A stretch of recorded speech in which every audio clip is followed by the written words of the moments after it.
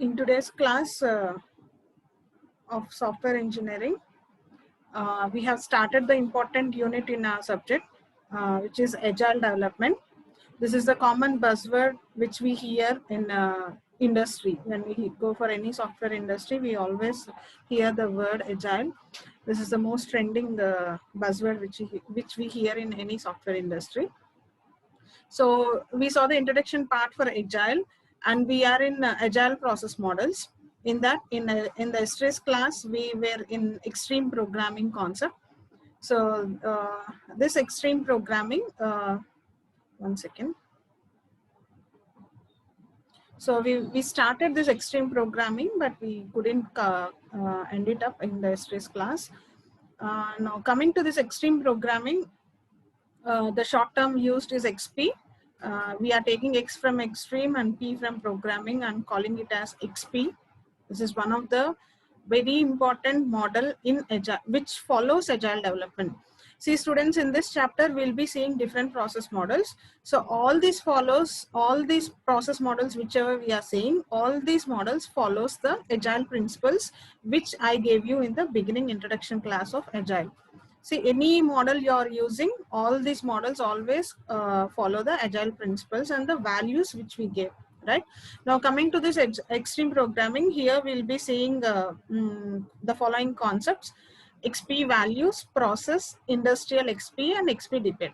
So what are the ethics or values which these people follow, and how the process model looks like, how the framework will be, how the life cycle will be. And next, industrial XP is a short extension of normal XP, next version of XP. And next one is the XP debate, nothing but the disadvantages of XP. So we already gave this introduction part. We told that extreme programming, it was proposed by Ken Burke. The main intention of overall agile process will always be adapting to new changes at any part of the life cycle. That will be a common principle for all the agile models. Now, generally this XP will be used for any small or medium size projects, medium size teams, right? And we are having a variant of XP that is called as IXP, which was the next version of XP. So we started with this XP values.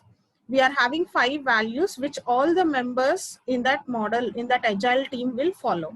So what are all those values? First one is communication with the co-person, co-developers, and communications with the stakeholders, all the business people who are involved in the project, communication with all the people, right? And next one is simplicity. Keep it simple. We follow that principle of keep it simple, KIS, which states us that the problem should be developed or the problem should be solved by using simple techniques, the simple designs, right? That is, we call it as simplicity. And next, feedback. As this XP follows iterative model, iterative evolutionary or iterative model. So after releasing of one increment, we generally take the feedback from the client and include all the changes in the next versions. So continuous feedback from the client will be involved, not only after releasing the product, but the main principle, one of the main principle we told of agile is the customer or the client is always involved in your development process. You will be having continuous communication with the client in all the time, at any point of time. And the fourth value we told is courage. It's not that as this model always adapts new changes, it might happen that the code which you have developed 2 to 3 days, which you worked hard and developed the code for 2 to 3 days, maybe the 4th day that code might not be useful. Why? Because the client requests you for some other new change, right? So because of that new change, maybe the code which you developed the before days might not be useful. So you should have the courage enough to leave that code and take the new task. Have the guts to develop the new code without any issues, right? And the last one is the respect. It's the respect towards the stakeholders.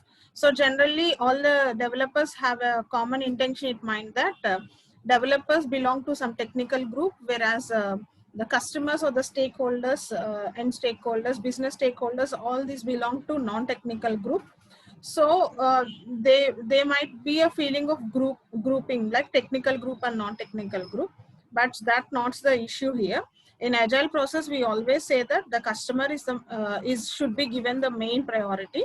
So the customer should be given respect. At the same time, you should have the respect towards all your team members also, right? A friendly kind of nature between your team and to the end users, nothing but your stakeholders, right?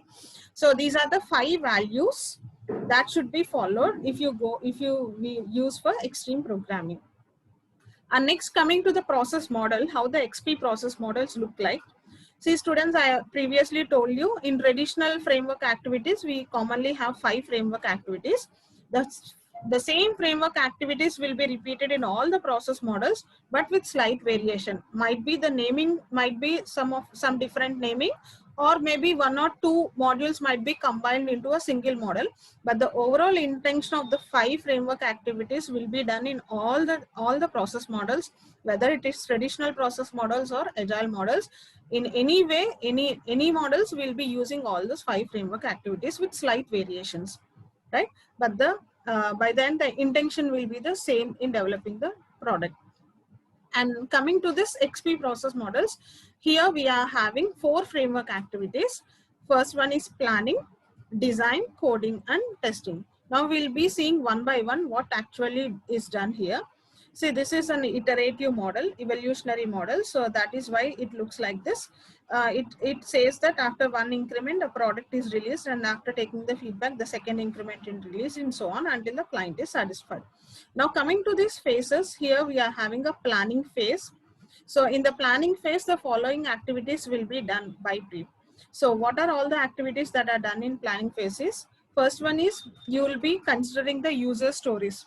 So the customer will communicate with you, and he'll be giving you his part of story. His part of story in the sense his part of intention in developing the software. What are the functionalities he's expecting in that software? So what he actually want, he'll be giving his part of stories to the developers, to the team members, right? Now what we will do is we'll take all these stories and form the stories in the form of some index cards. We'll prepare the stories of all the customers in some index cards. We'll be prioritizing all those index cards. All these stories are all the functionalities which the client wants, right? So we'll be prioritizing all those index cards, and we'll start our planning here, right? That is what we are saying here in planning. And next, after taking the story from the customer, after taking the intention, after knowing the intention what the customer want, generally what we do is we'll estimate the cost. We'll assign the cost of developing the product, right? And this is all comes under planning, right? So, and also what we'll do is we'll group all these stories and plan for incremental delivery, right? Which story to release first, which functionality to release first, which one to release next. We'll be planning accordingly how to develop the product in different increments, and we'll have a commitment of delivery date by which time we'll be able to release that product. We'll be having the commitment of that date. And last one, what we'll do here is after releasing the first increment, generally you'll take the feedback from the client, right? That is what we call it as here project velocity. So the project velocity is taken after delivering one increment, and considering that velocity into the mind, we plan for next versions. We try to make changes for the next increments. So right after delivery of first increment, we had some negative feedback regarding one small functionality. So what we try to do is we try to rectify all those things in the next increment and plan accordingly, right? Always we try to make changes in any part of increments, right? So that is what we are calling here. So this is what we do here in planning phase. User stories, values. I gave you the 5 values. You will follow all those values. And acceptance test criteria will also be decided here. And we'll be following the iterative plan, as you all know. Now, what is this acceptance test criteria is? For suppose if a client asks you to develop a ballpoint pen, maybe he asked, take a real life example. If someone gave you, you're a manufacturer, hardware manufacturer, you are developing a ballpoint pen. Now, what does ballpoint pen, how you're going to develop that ballpoint pen? Generally, the cap will be developed by some team. The inside refill will be developed by some other team. Maybe the cartridge or the outlooking, maybe the tail tip. So all these will be developed by different teams, right? Now, what you'll do here is, in the initial planning phase only, we'll be trying to write the test cases for acceptance testing. Now, what is the main functionality of that ballpoint pen? Finally, what that ballpoint pen should do? It should write, right? You should be able to write by using that ballpoint pen, right? So here the test cases will be designed such that test case 1, is it working correctly or not? Are you able to, finally the functionality is writing, so are you able to meet that functionality or not, right? Maybe that should write in a color, in a specified color, some black color only. Now you'll write test case 2 to check whether we are able to write by using that pen in black color only. So similar, depends. I'm just giving a real life example. Now coming to our software, it's different, right? So you are giving a project. That project should perform. For suppose if I give you an ATM application, the ATM's application should perform different functionalities. First one is accepting the cash, withdrawing the cash, debiting the cash, right? Just taking a mini statement, just checking the balance. All these are different functionalities of ATM. Now, before starting developing for your ATM application, what we generally do is you write the test cases so that finally, if you are able to run all these test cases correctly, you have meet the desired objective of your client, right? Here I'll write the test case for withdrawal. I'll try to give some input. I can't run here. Actually, why? Because I'm just in the planning phase. I'm just in the beginning phase. I'll frame the questions. We'll see what is testing in detail. What is a test case? How to write a test case? We'll be seeing all this in detail in the later chapters. Now, what I'll do here is I'll write the questions in such a way that the major functionality will be met, right? If I get the answers of all those questions correctly by the end, I'll say that the customer is satisfied. What the customer want, I have done it, right? So that is how you write the acceptance testing, right? And next one is after planning, next we'll go for design. As you all know, in design, we'll be preparing the modelings, as you all know. Now, you'll be preparing a simple design. Why? Because Agile, we are saying that one of the value is you should develop the product using simple. Simply doesn't mean that you should be in a hurry or you should neglect all the things. The developed product should have a simple design, right? And next one is in modeling phase, you'll be preparing the CRC cards. Now, what this CRC stands for is, one second, class, responsibility, collaborator. So, right, in modeling phase, what we'll do, generally we'll be using object-oriented programming here. So you are writing different classes. For each class, you'll be writing all the responsibilities. R stands for responsibilities and the C stands for collaborators, with whom you should collaborate in order to meet that responsibility. So this is CRC card. So see, I gave you an example here. Here I gave you a CRC card for, I'm writing I'm developing a project for library. In that, librarian is one of a class. In this class, what are all the responsibilities of that librarian?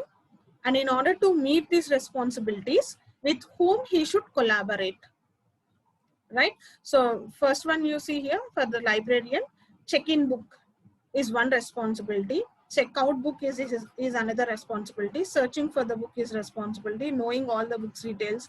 Search for borrower for the student information. Know all the student information. Know all the borrowers. So these are all the different responsibilities of this librarian. See, taking this first responsibility, check in book. In order to check in a book, with whom it should collaborate with the book itself, book database itself, right? Now checkout book. Someone is librarian is issuing some book to the student. Now, in order to check out a book to whom he should collaborate, the book and also the student, the borrower, Why? Because the student will be taking the book out, right? So he should collaborate with these two. And for searching a book, just to identify whether software engineering book is present or not within the library, what the librarian with whom he should collaborate, he should just collaborate with the book. He should just search for the book. Right? So this is a simple example of CRC card. And next we take an ATM application. See, I gave you a class for ATM card reader. What are the responsibilities of that card reader is, tell ATM when card is inserted. This is a card reader class, card which you are taking. So when you are inserting that card, generally what it should do is it should tell the ATM that the card is inserted. So to do so, with whom it should collaborate with the ATM machine. Right now, after inserting the card, the data from the card should be read, right? So reading information from the card. Now after your task is over, eject card, lay the retain card. So these are the different responsibilities of the card. In order to read the information from the card, with whom it should collaborate with the card itself or the server or the bank, if you are some bank server, right? So these are the responsibilities and these are the collaborators. So this is what we are saying. Design, we are saying second phase. It follows KIS principle. We use CRC cards while designing, and for difficult design problems, suggest the creation of Spike solution. If the problem is difficult to solve, then we try to develop a prototype for that one, and we create a Spike solution for all those difficult problems. So what is the Spike solution? A Spike solution is a very simple program to explore potential solutions. So difficult solution should be modeled using the prototype. So any problem that is difficult to solve will be solved easily in a better way. So that we are calling it as Spike solution here, right? So in the design phase, this is what we are doing. Simple design, CRC card and Spike solutions, or the giving some prototypes, developing some prototypes. That is in design phase. Now next, coming to the coding phase. In the coding phase, what we generally do, you'll be writing your coding part. So in the coding part, what we generally do is, first one is construction of unit test. You'll be writing the coding by using any programming language, right? First one is you construct a unit test, right?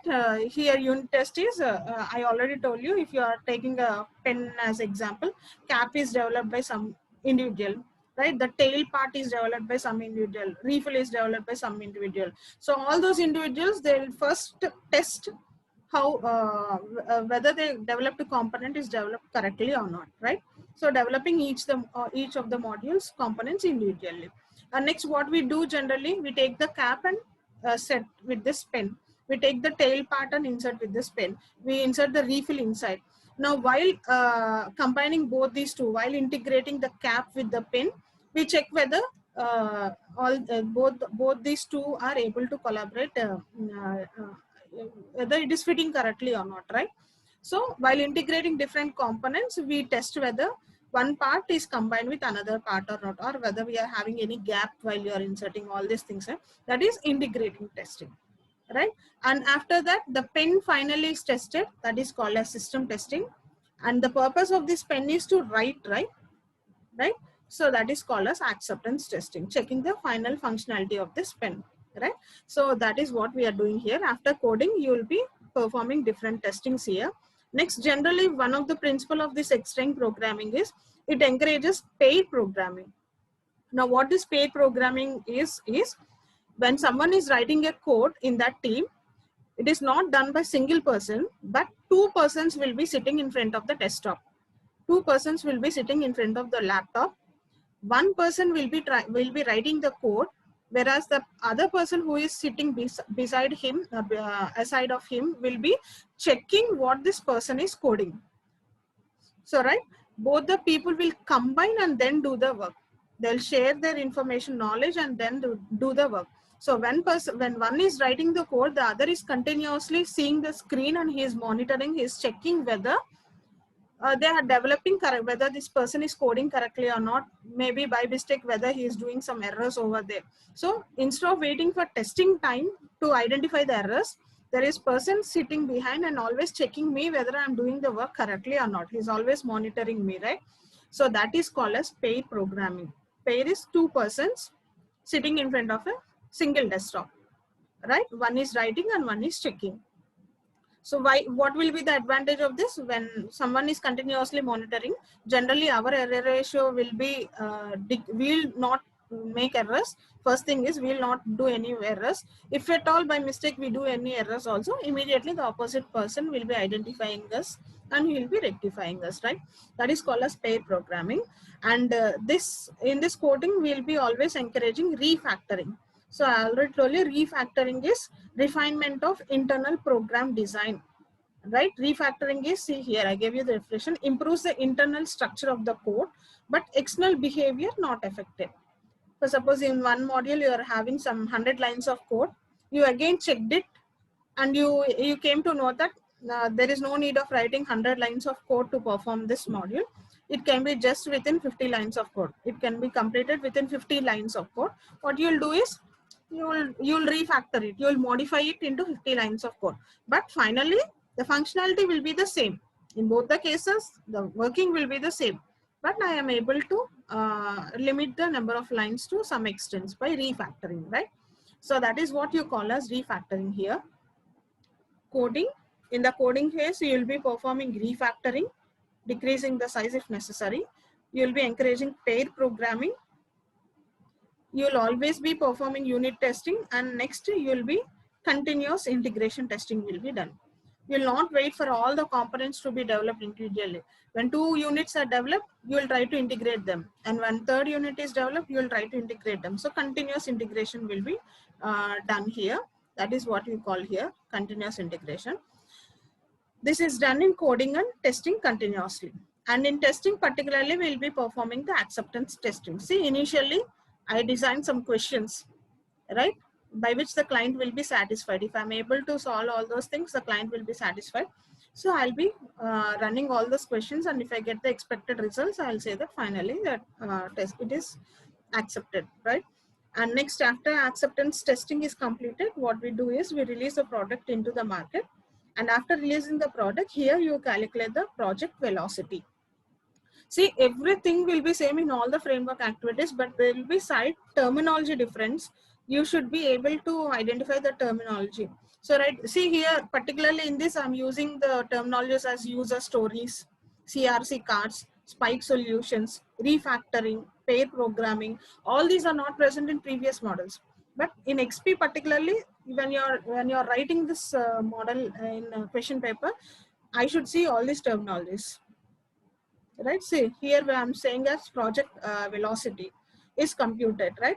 You're taking the feedback of the incremented product which you have released, and based on that you are taking some feedback, and next you are planning for the next phase, right? Next increment. Already I planned for all the increments in the beginning, but maybe after taking the feedback of first increment, I need to make some changes in the second increment. Then definitely I'll do it immediately. Why? Because in Agile, we are always ready to do changes at any part of time.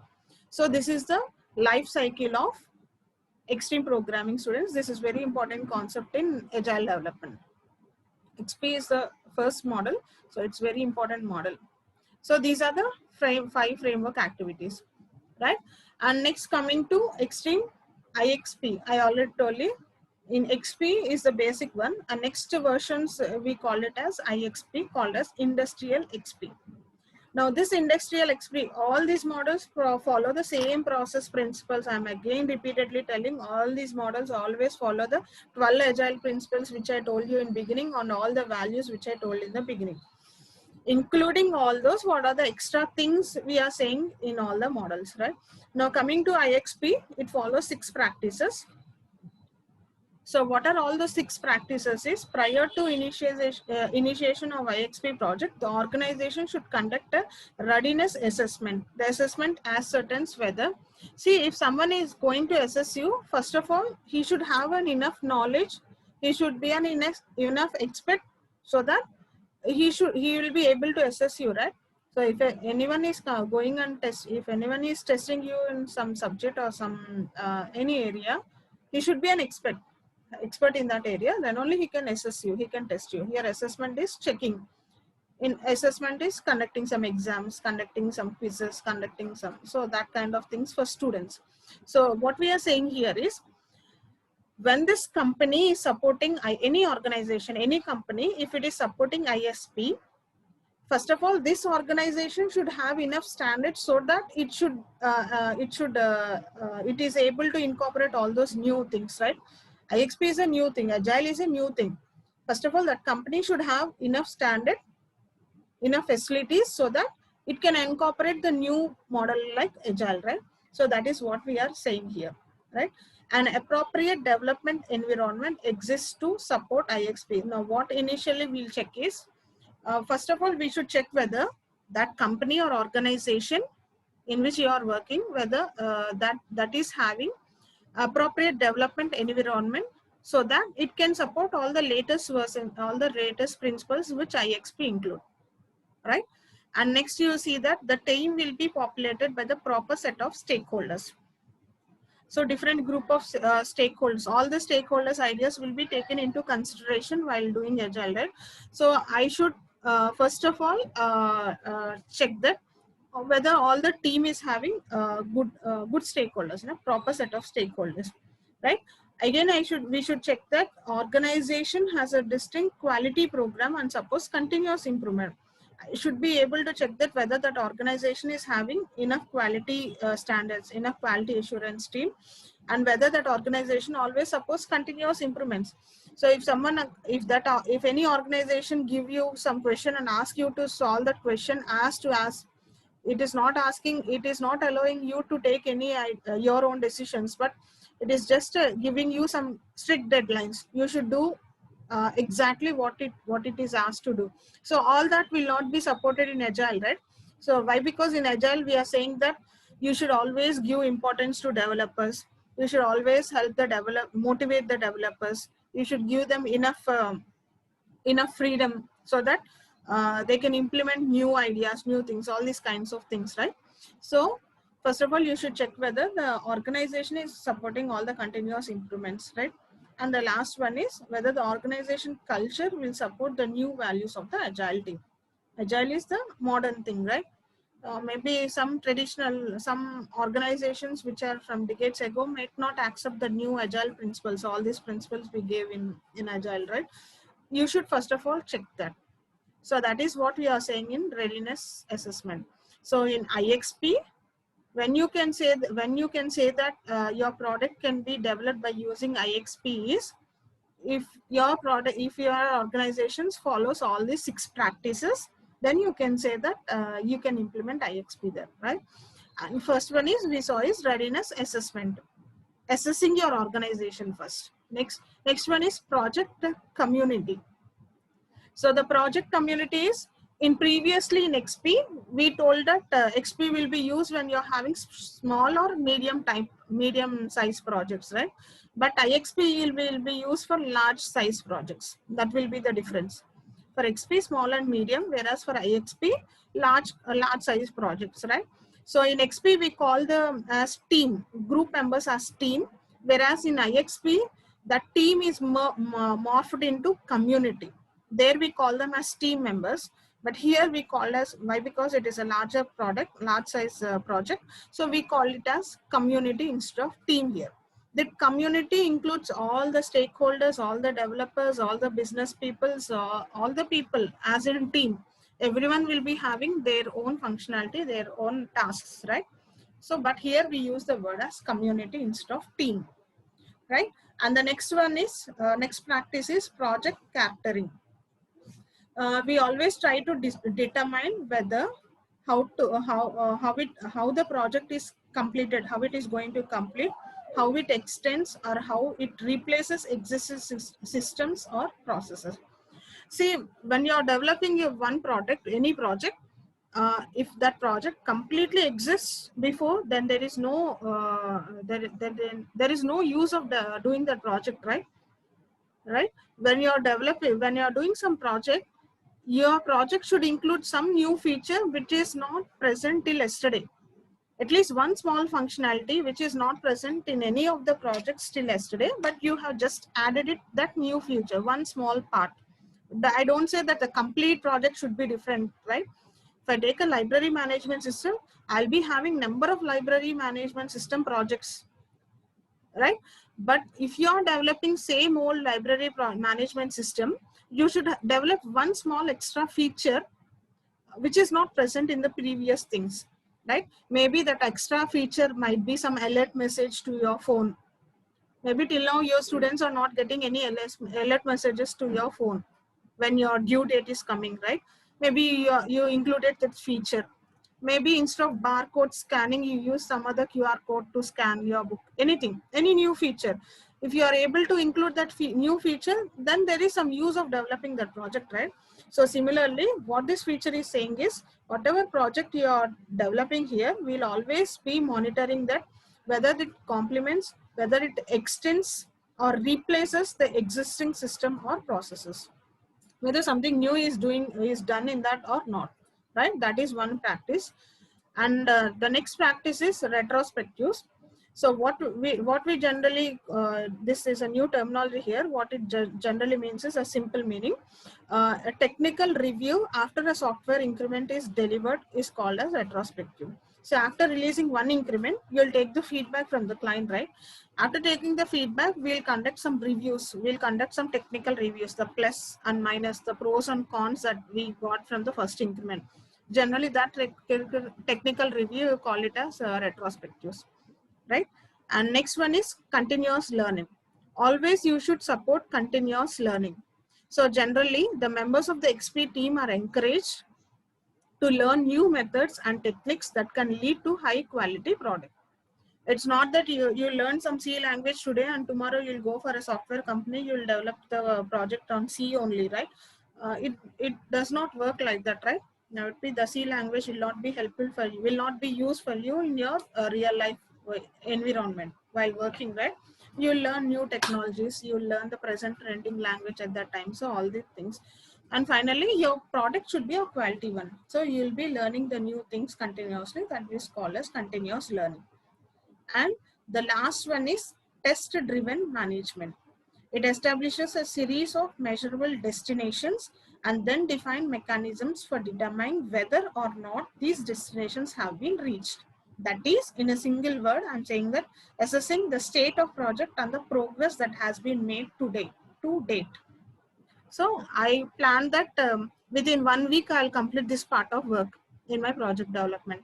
Now I'm always checking whether my destination has whether I have met the destination until that point of time.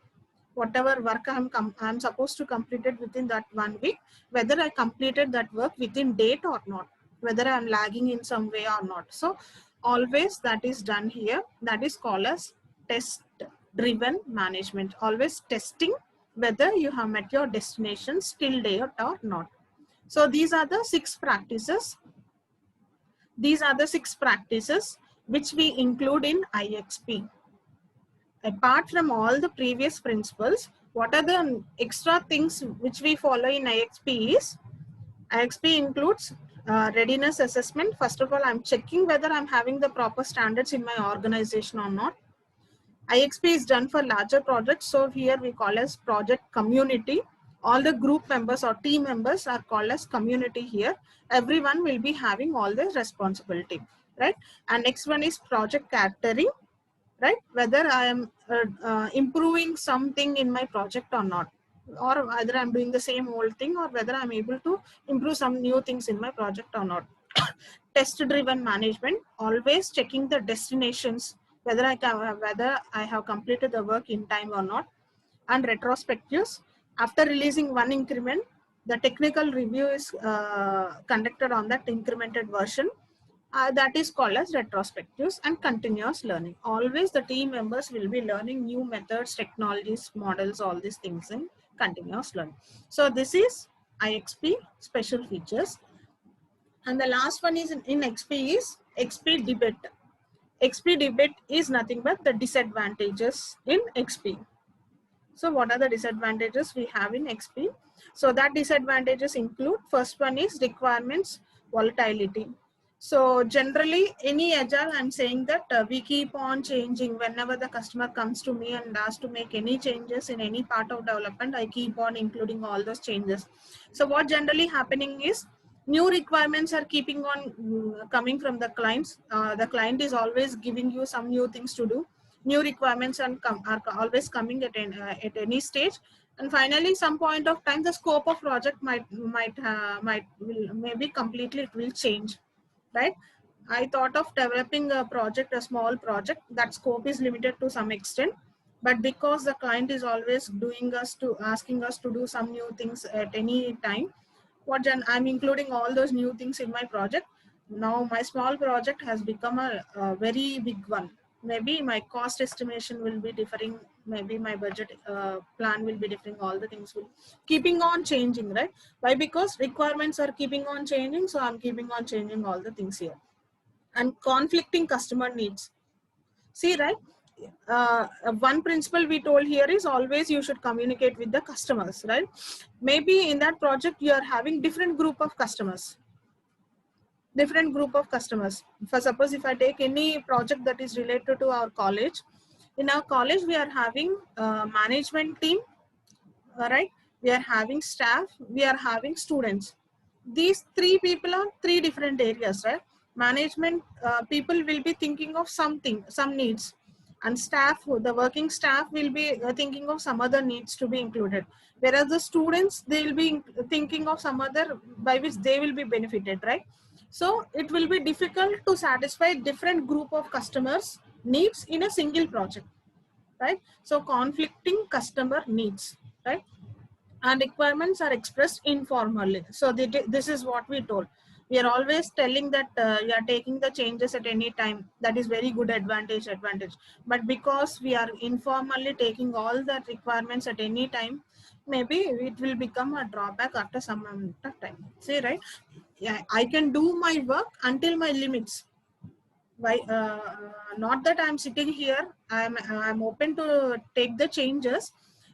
If different people are coming and keeping on telling me to do this change and that change, everything, it will be difficult for me to include all those things in that one, right? In my project, right?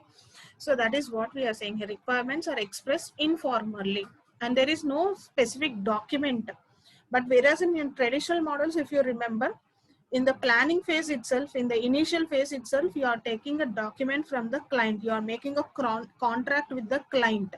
Whatever the client asks you to develop, you'll fare them in a document, and you'll get the contract signed between you and the client. So in the later stages, the client can't come and always ask you to do new things, right? New changes, right? You'll only do according to that contract that is signed. But whereas in Agile, what we told is we should not go for any contracts with the client. We should always communicate with the client and take the new changes what the client want. So because maybe that will be a disadvantage here. Why? Because requirements are expressed informally and lack of formal designs. So that is what we are saying from the beginning. Lack of we don't have a proper fixed design plan. We plan we plan for one way for single increment. Maybe in the next plan we'll again change the complete thing differently. We don't have a formal strategy, we don't have a fixed plan or fixed design, anything in this thing, right? So these are all the disadvantages of following the XP. In Agile, we are having all the advantages, but if you go deep into, we can say all these are disadvantages by which we will be facing some issues. Requirements are keeping on changing. Customer is always coming from different areas, and they are having different conflicting needs to be satisfied. And requirements, all the requirements are expressed informally. See, if I'm having I'm having some two customers in my project. One day, one customer will come and ask me to do that change. I'll develop the change accordingly. And second day, another customer will come and ask me, why did you do this change? I did not ask you to do. Because I need to satisfy, as a developer, you need to satisfy both the people, right? But maybe one change might not be accepted by some other customer. All these issues might happen. That is what we are saying here. And lack of formal design. We don't have a fixed plan or fixed design here. So that is one issue. So this is all about extreme programming. This is all about extreme programming. This is what we saw in the class. We saw the values. If you are asked the question of extreme programming, you should write the 5 values. You should write how the process models look like. What are all the activities? What are the 4 activities in that model? You should explain that model. And next, you should write version. What are the practices that are included in IXP apart from XP? Including all this IXP will have all these XP values and all these things, all this process. Including all this, it is again having some 6 practices as an extension, right? You should write what are all the 6 practices. And finally, XP disadvantages. What are the disadvantages you are having by using this XP? So this is all about XP. This is very important question, extreme programming in Agile. Right? And next, coming to our next topic, after the most widely used for any agile process models is extreme programming, which we saw till now. Extreme programming is mostly used when you use the term as agile. We'll be using 2 models mostly. One is XP and the next one is Scrum. These 2 only we generally hear in all the areas, extreme programming and Scrum. But apart from XP, not only XP, but we are having many other agile process models that are proposed and used across the industry, right? Among them, the most common ones are all these one. First one is ASD, Adaptive Software Development. Next is Scrum is another model.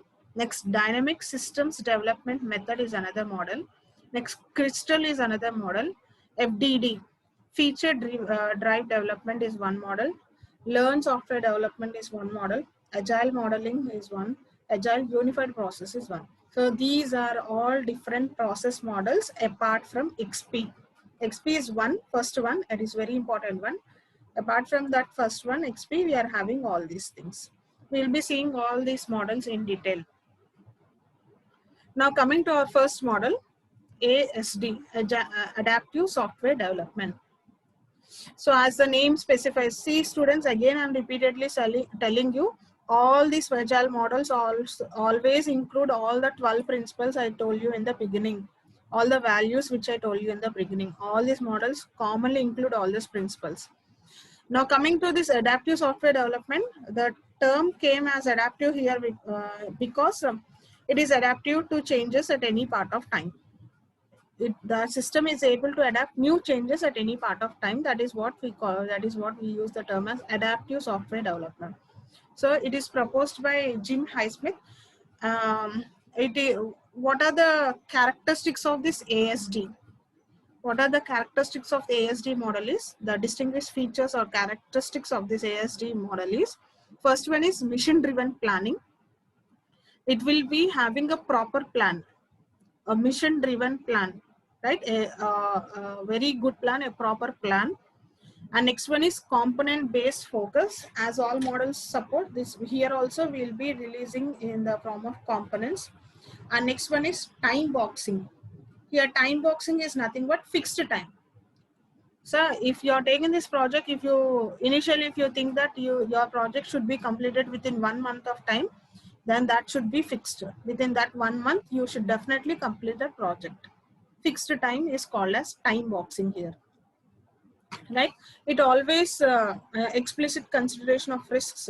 So when you're having some risky features, then you can go for this one. Explicit consideration of risks is one of the characteristics. Emphasizes collaboration for requirement gathering. So while you are gathering the requirements, you will be having collaboration with the stakeholders, and it emphasizes learning throughout the process. Always the developers or people are learning new things from their experience.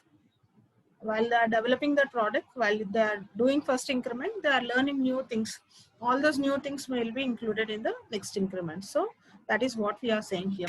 So what are the main characteristics of this adaptive software development is, first one is mission driven planning, proper planning, component based focus, releasing the product in modules, time boxing, fixed time deadline schedule. Risks are considered here, consideration of risks. While gathering the requirement, you are collaborating with the stakeholders. and always the people are learning new things throughout the process. These are the main characteristics of ASD, right? Now, how this life cycle looks like, how this software process model looks like is, see, this is you are having 3 phases here. In XP, we told you are having 4 phases there, but whereas in ASD, you are having 3 phases. It doesn't mean that all these 3 phases are completely different. Whatever we told you there will be combined here into some other module, right? And a new naming will be given. But the same functionalities will be common in all the models. That is what I'm saying. Here we call them as 3 activities are speculation, collaboration, and learning. So now what you do in speculation is, this is similar to planning. In previously we are saying this phase as planning. The same planning is called here as speculation. So right, what you will do this in this planning phase is, first of all, user mission statement, what the user wants, what is the objective of that user, that is taken from the user, that is called as user mission statement. Project constraints, what will be the project cost, within how many increments I will be developing that project cost, what will be the budget, within what time, what are the requirements, what are the hardware requirements, software requirements, what are the extra things, resources you want, all this planning, right? So all those are considered here. Project constraints include all these things, right? Basic requirements. In order to do this project, in order to develop this project, what are the basic requirements you want here? Those are all taken into consideration. And next is time boxed release plan. I already told you, time boxed is fixed plan. You are planning to release first increment within 2 weeks. So the deadline for first increment will be 2 weeks. Within that 2 weeks, if whatever happens to you, you should release that product, right? So that is called as speculation, nothing but planning. User mission is taken here, project constraints are all considered here, basic requirements are taken into consideration, and time plan is considered done here. This is planning phase. And after planning phases, next one is collaboration. In collaboration, generally we should collaborate with the developers and with the users. Say what this collaboration tells us is, generally we have all the software developers will be having overthinking of what they do is correct, right? But that should not be in agile team, right? Agile team should always be a friendly natured persons. This each individual, even though they are experts by them individually, but they should have a respect towards all the developers, all the users, all the stakeholders. They should have a collaboration with all the people. That is what we are saying here. While developing the requirements, right? And while you should have a friendly collaboration with all the people, right? Trust among the developers should be present here. It's not that if one person comes and say we'll include this, rest of the people should be able to at least think of what the person is saying. So if someone comes within the team, if someone comes and criticize you that you have done this work wrong, you should take it in a positive way, right? You should not think that someone is criticizing you. You should take that one in a positive way. So all this happens only if you have trust on each other. If I'm having trust on all my fellow members, then only I can accept all these things. So that is the main thing here in collaboration, right? And the last phase is learning phase.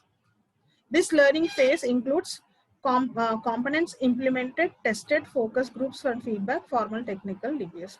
See, this learning is after collaboration, you have developed the plan, project, everything is over. Now you are learning from your experiences. The developer, while he is developing the product, he learns, he gains some knowledge, right? He is learning all these things from his experiences, from the feedback given by the client, from his own experience. All these things, continuous learning is included here. And next, now the software is released and it is planned for next increment. And it is planned for next increment. It is adaptive software development. Maybe so okay, students, is it clear? What did we see in today's class? Any of you? Number 83, what did we see in today's class?